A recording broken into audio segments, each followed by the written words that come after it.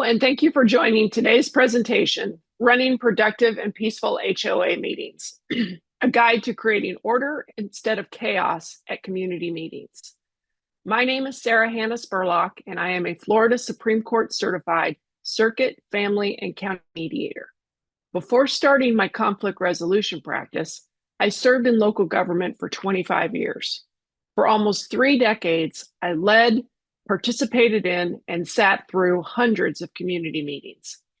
This experience in local government, coupled with my training in conflict resolution, allows me to offer insight and suggestions that will help you either keep your meetings on track or get them on track. Why do well-run HOA meetings matter? Whether 100 residents join your meetings or only a few, these gatherings play a critical role in building the relationships and culture that define our neighborhoods. The way we conduct meetings impact residents' quality of life, even if they aren't at the meeting. Respectful and productive meetings build trust. When discussions are civil and everyone has a chance to contribute, residents feel valued. This engaging dynamic encourages greater engagement and creates a cooperative atmosphere that benefits the entire community. A structured and balanced approach to meetings ensures thoughtful decision-making. Clear guidelines and fair participation help prevent conflict and allow the group to focus on what truly matters, which is making the neighborhood a great place to live. Inclusivity and balance enhance the HOA's ability to create policies that reflect the needs of everyone, not just a select few. Peaceful and organized meetings create a ripple effect, fostering a positive culture in the neighborhood. Residents who see their concerns addressed fairly are more likely to trust the process and support the community's shared goals. By prioritizing structure, civility, and inclusivity, your HOA or condo association or any kind of neighborhood group can cultivate an environment that supports collaboration, trust, and progress. So what are the culprits of a really bad meeting? We've all been to meetings and we can usually assess almost immediately if they are going well or not. A long meeting where many folks are speaking either for or against an item does not make it a bad meeting. What makes it bad is the environment, not the content. Let's start with unclear agendas. Without a clear plan, group discussions tend to drift aimlessly, often revisiting the same topics or failing to make progress. This can leave participants feeling frustrated or disengaged. Next, emotional disagreements and personal conflicts can derail even the best prepared meeting. Disputes often arise when participants feel misunderstood or believe their concerns are being dismissed. In many groups, a few dominant voices can overshadow quieter participants, limiting the diversity of perspectives. While dominant voices may have valuable input, they should not dictate the conversation. Time management issues can lead to inefficient decision-making. Due to poor planning, groups often get stuck in endless debates or rushed decisions. Your meeting lacks structure or an established format, leaving discussions unorganized and procedural decisions are made arbitrarily. Finally, your residents aren't coming to the meetings. I get it. You plan to prepare for a meeting to discuss a topic that will affect the entire association and only the board members are there. Or you can't even get all the board members. This is frustrating and can be demoralizing. To ensure meetings remain productive and peaceful, let's focus on 6 key principles. First, respectful communication. This means active listening, which is listening not to respond, but to learn. It means being open-minded and exercising patience. It's easy to jump to conclusions or interrupt, but true collaboration happens when everyone feels heard and valued. Second, lead by example. Board members and leaders set the tone for the meetings. If you model respect, preparation, and focus, other people will follow suit. Remember, a calm and organized approach is contagious. Third, time management. Stay on track is critical to avoid frustration. Set clear agendas, allocate time for each topic, and gently steer discussions back on course if you need to. This shows respect for everyone's time and energy. Fourth, conflict resolution. Differences of opinion are inevitable, and you know what? They are also essential, but they don't have to derail a meeting. Address conflicts directly and respectfully, focusing on solutions rather than blame. Aim for compromise and understanding.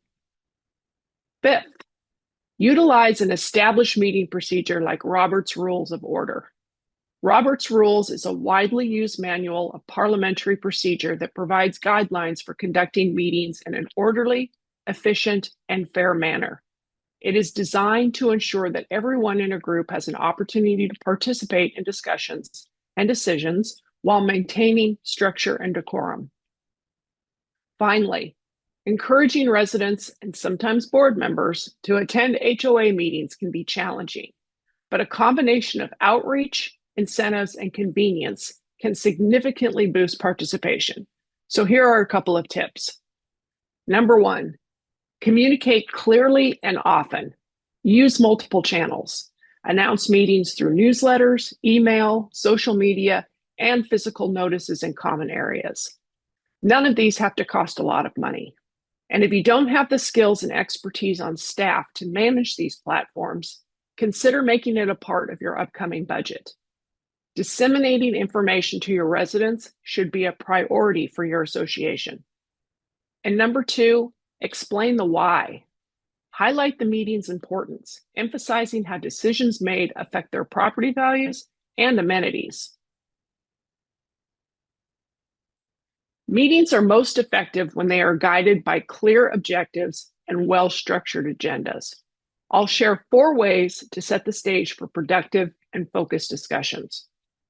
First, define objectives. Every meeting should have a clear purpose. Are we making decisions, brainstorming ideas, or addressing specific issues? Defining objectives up front ensures everyone is aligned and the meeting stays on track. Number 2, create realistic agendas tailored to your audience. Identify and clearly describe specific discussion items. Stay away from 1- or 2-word agenda items. For example, parking. Doesn't tell the audience what they need to know. Include a description of the topic to be discussed. Tennis court parking guidelines or street parking guidelines better informs people exactly about the issue to be discussed. Designate time limits for each topic and prioritize the important matters. Include supporting documentation such as written communication or data. This backup helps participants arrive informed and ready to contribute. Number 3, distribute the agenda in advance. By sharing the agenda and supporting materials ahead of time, attendees have the opportunity to prepare, reflect on the topics, and consider any questions or concerns. Finally, encourage board members to review the agenda materials. Staff and board members should familiarize themselves with the agenda and documents before the meeting. This step ensures discussions are thoughtful and informed rather than reactive or rushed. Next, let's talk about how you can encourage community engagement in meetings. Effective HOA meetings don't just happen in isolation. Engaging your neighbors in the decision-making process is one of the best ways to ensure meetings are both productive and peaceful. So why does engagement matter? When residents feel included, they're more likely to trust the HOA board and its decisions. This sense of ownership can reduce conflict and encourage buy-in because people feel like they're part of the solution and not just a passive bystander. And ultimately, it leads to better decisions because you're considering a broader range of perspectives. So what are some strategies to boost engagement? Start by inviting members to submit agenda topics ahead of the meeting. When the agenda includes topics that address their concerns, individuals feel acknowledged and respected. In order to keep these items from overwhelming your agenda, Be sure to set limits on the number of meetings you allow them or the number of audience started agenda items that you allow on that particular agenda. Offer multiple ways for members to provide input. Some might be comfortable speaking during a meeting, while others might prefer sending an email or filling out an online form. Providing these options ensures that everyone has a voice. And don't forget about surveys or polls. These can be especially useful for gathering input on bigger issues like budget changes or long-term projects, where you want to gauge the broader community's feelings. Involving your community goes beyond simply encouraging their attendance. It's about cultivating a sense of shared commitment to the neighborhood's success. By providing residents with meaningful ways to contribute, you create an environment where meetings are both peaceful and effective. Establish ground rules for effective meetings. Ground rules are essential for maintaining a respectful and productive meeting environment. Start by emphasizing the importance of respecting everyone's opportunity to speak and avoiding interruptions. Active listening is key to ensure mutual understanding. Focus on addressing topics, not individuals, to prevent discussions from becoming personal. Staying on topic is equally important to maintain the meeting's flow. To encourage greater buy-in, involve participants in creating the ground rules. When everyone has a say, they feel more committed to maintaining a positive and cooperative environment. Once established, post these rules so everyone can see them. Neutral facilitation is recommended for guiding discussions in a balanced and inclusive way. As board members or leaders in the HOA, you are going to have an opinion, which you should be able to share just like everyone else. But as a board member, you are also expected to facilitate a balanced dialogue. Start by ensuring all perspectives are considered without showing bias. As a facilitator, your role is to guide the conversation, not influence the outcome. Next, summarize key points in a neutral manner to clarify understanding and keep everyone on the same page. Acknowledge emotions and concerns objectively, recognizing their validity without letting them dominate the discussion. For example, Margaret, I hear you're passionate about this issue. Let's hear all the facts and input so we can find a solution that encapsulates your concerns as well as the concerns of others. Incorporate open-ended discussions to promote deeper dialogue and uncover underlying issues. For example, asking, what are some possible solutions to this challenge, encourages conversation and creativity. If you are struggling to get resident input, consider more anonymous ways of gathering input, such as asking residents to write their ideas on sticky notes and post them on a wall or some sort of display. You might also consider virtual polling apps like Poll Everywhere. In high-stakes or contentious discussions, a professional mediator can be invaluable. Mediators bring impartiality, ensuring that no one's perspective dominates, while helping the group navigate complex dynamics constructively. Their expertise lies in guiding conversations toward solutions that work for everyone, fostering fairness and achieving results that might otherwise seem out of reach. Manage conflicts in your meeting peacefully. When managing conflict, it's essential to approach the situation with strategies that reduce tension and foster resolution. So let me break this down.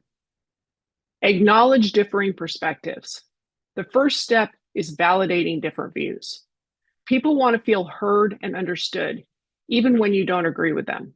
A simple acknowledgement like, Bill, I can see how this situation might feel frustrating to you, can lower defenses and open the door to constructive dialogue. Second, separate people from problems.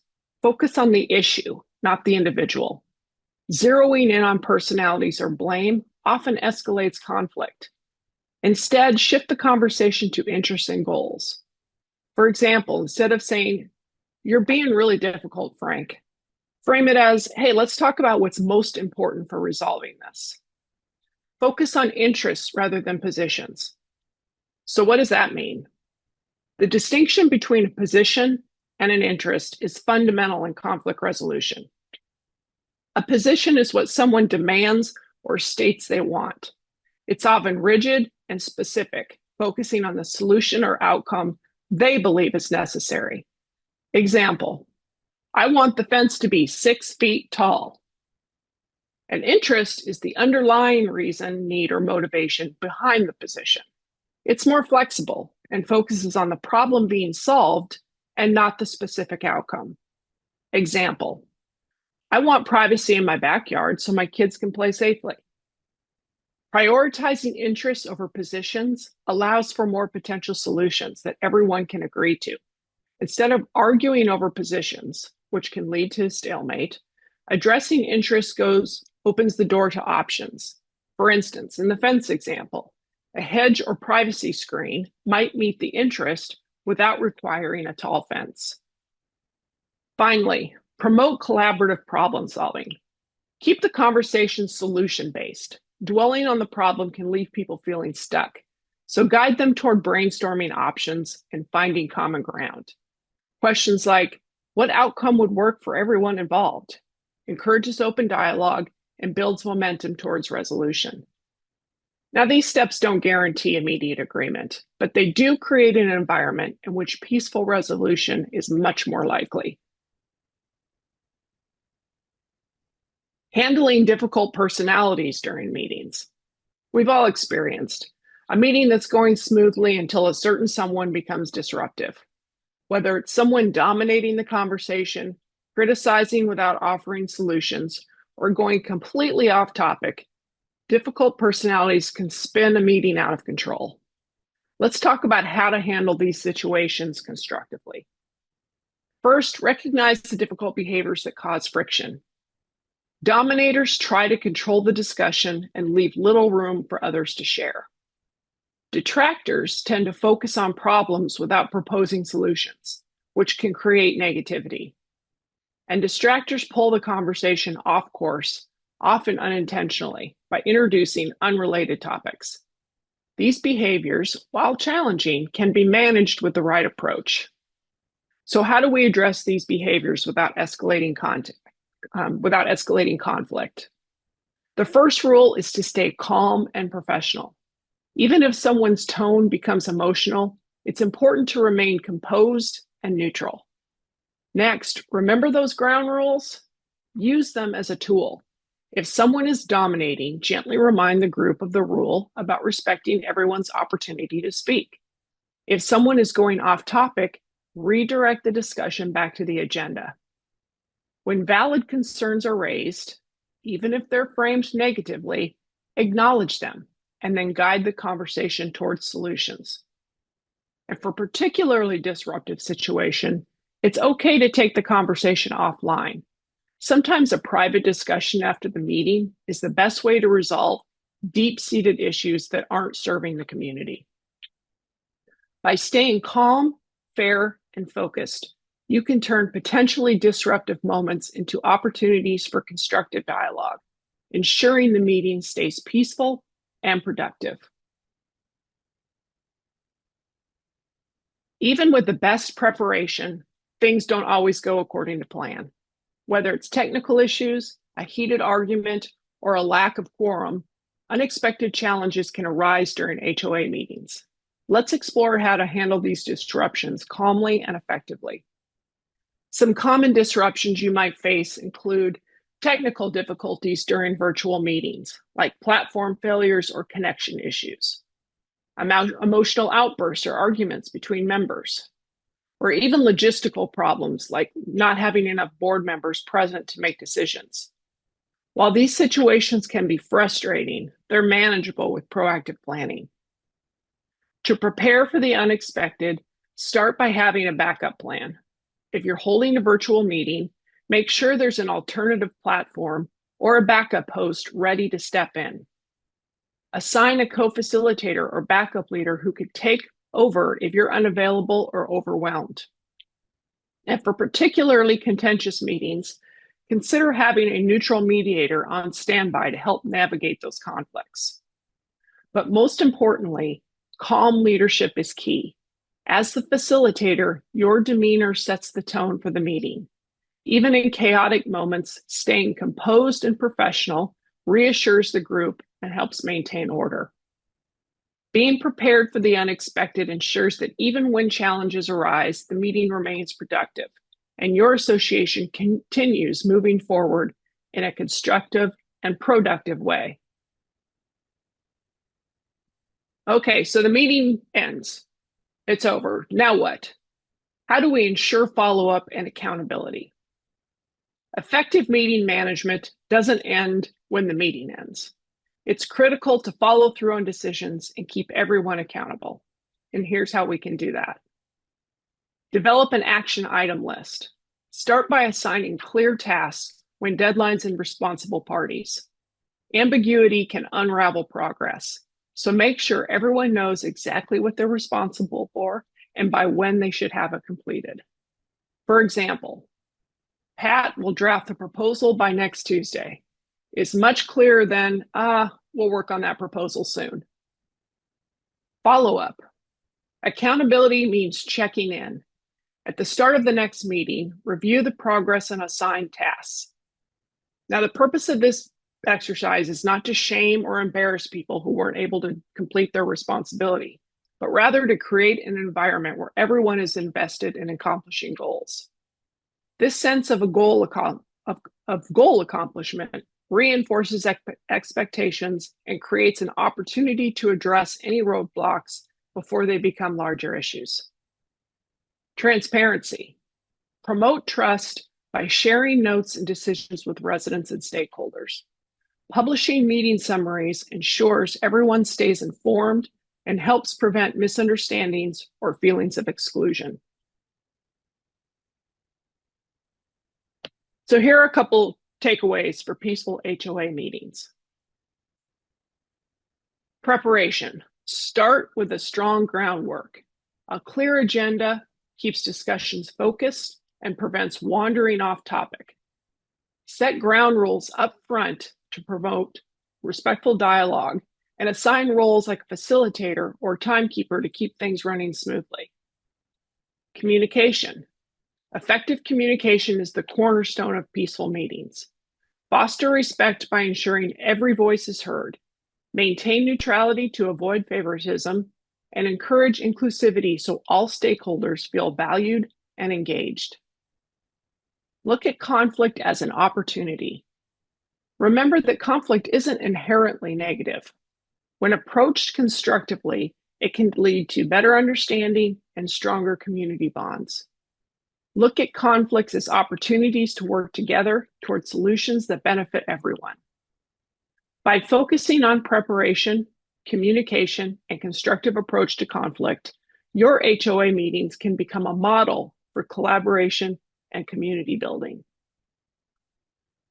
Thank you so much for watching today's webinar on curating peaceful and effective HOA meetings. Stay tuned for more videos and articles on how to manage conflict within your HOA, condo board, or neighborhood group. Be sure to follow me on LinkedIn. You can also follow Sage Mediation and Consulting